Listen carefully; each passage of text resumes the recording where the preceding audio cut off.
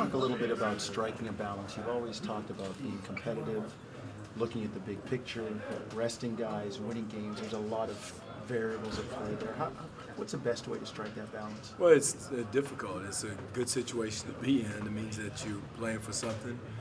But again, every night you walk out on the floor, no matter who's in uniform, you want to make sure you're competing. You never want to lose that edge, that attitude, that outlook as far as your team and your culture is concerned.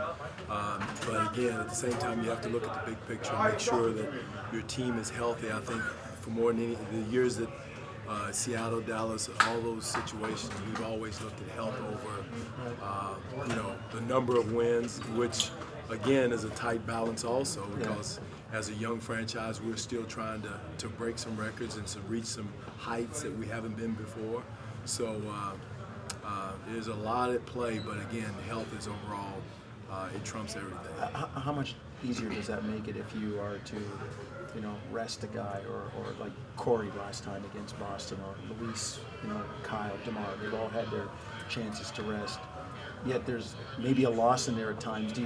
How much easier to justify the fact that one of our better guys wasn't playing? You never justify losing.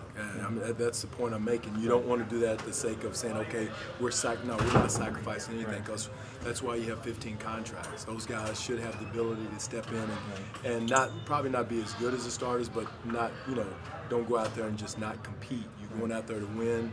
Somebody else may have to step up bigger in a bigger way. But again, you're still going out to win. There's never excuse. You're not using his resting guys as an excuse to go out and compete. Dwane, how do you plan that out where you would rest a guy, but as you said, not disrespect your opponent in that sense? Like, have them think, we're good enough to beat X and X without one of our better guys. Now, a lot of it is some is the health of a guy. If a guy's a little banged up, nicked up, instead of putting him out there and trying to force him to go through the game, let him rest and get healed, where normally if you were in the regular season or fighting for, whatever, you'd probably go ahead and play him and play through it. So that is what I'm, as far as, picking games out or players out. If guys because guys we have rested have had nicks and bumps and bruises. Corey was a little nicked up, and so it was smart to give him a little rest. You have one of the best starting backcourts in the NBA. How would you size up the Celtics starting backcourt of Thomas and Bradley? I think they're right there with us. No disrespect to our guys, but I think Thomas and Avery Bradley are two lethal players. I think Avery Bradley is one of the best defenders in the league from his position, and Isaiah Thomas can score on anybody. So,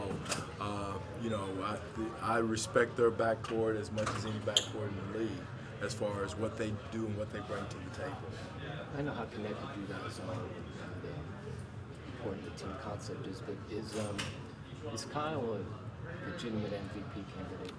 Well, I think so. Of course, I'm biased. I'm it's like asking me, do I think my wife is beautiful? And I'm going to tell you, yeah, because I got to go home. So, but again, at the same time, I think he is. I think he's done enough to bring us up to a level.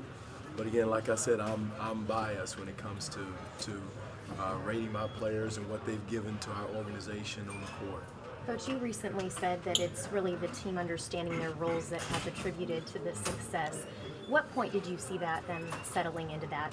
Well, probably right before the All-Star break. Guys begin, and even before that, when Bismack, came in and did what he does on the court without having a play call for him. Pat Patterson accepting his role, coming in off the bench, who probably could start for a lot of teams, and probably could start for us. Those guys really kind of went into that right before the All-Star break, and maybe a little bit before that, and really accepted the role, bought in, and kind of did a great job of accepting it and following through and fulfilling it. How important is the top seed, pursuing the top seed? Health is more important. Health is, again, you want to continue to do it. I'm not poo-pooing it at all. I think we all are fighting for it. But if it comes between a guy, sore ankle, sore calf, or sore knee, or whatever, and fighting for that spot, my team's health is more important than, putting him out there and maybe further damaging. And we went through that with Jonas Valanciunas. He hurt his hand, and probably could have played, but why go out there and force the issue, you know, when Bismack could come in and do a good job and did.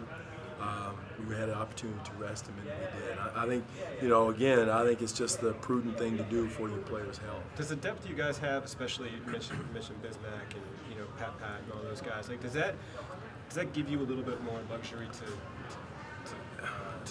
play this out? I think you know, I won't know if we have what, you know, that kind of depth, but I think our guys do a good job of filling in, and guys coming off the bench came in and did a good job of filling their roles and doing that.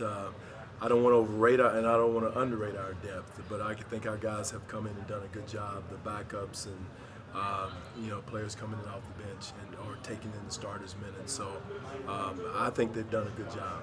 Is Jonas playing tonight? Is he starting? Yes, he's playing. Yeah, he's starting. Yes.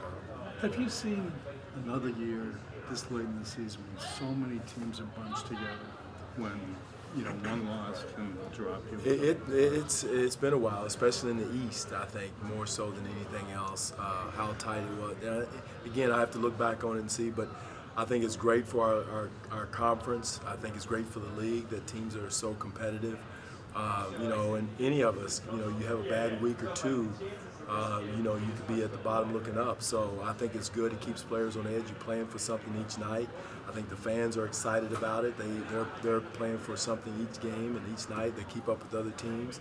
So I think it's all good for the league, and it just shows that all the organizations in the Eastern Conference did a good job of revamping, retooling, and getting their team competitive for a playoff race. Does that maybe create a little more edge for each team? It does, yeah, it does. It really should. You know, you better be on edge. If you're not on your P's and Q's, no matter who you are, whether you're Cleveland, us, or whoever, Atlanta, whoever it is, you better be on your P's and Q's for the rest of the way, or it can turn real quick. It's a very fickle league. I tell our guys all the time, you better not take anything in this league for granted, because it can go real quick. Dwane, you guys have not won when not playing well. You know, this, I mean, the Brooklyn game, the Miami game, where you even at Indiana, where they had every reason to beat you. Is that the maturity of this team this season is winning ugly, winning when you guys aren't at your best? No, I don't know about. You know, it's hard to say. I don't like it. You know, because I don't want to create bad habits. You know, we found a way to win, and it seemed like there for a while I was going to the locker room after the game saying, hey, way to find a way, but it's not a good way to live. We want to be showing progress. You want to be showing growth. You want to be showing, okay, we want to play well and kind of get a rhythm, you know, and play within your identity. But, you know, again, it is still good to always win, but you want to be on an uptick a little bit going into the final couple of weeks of the season.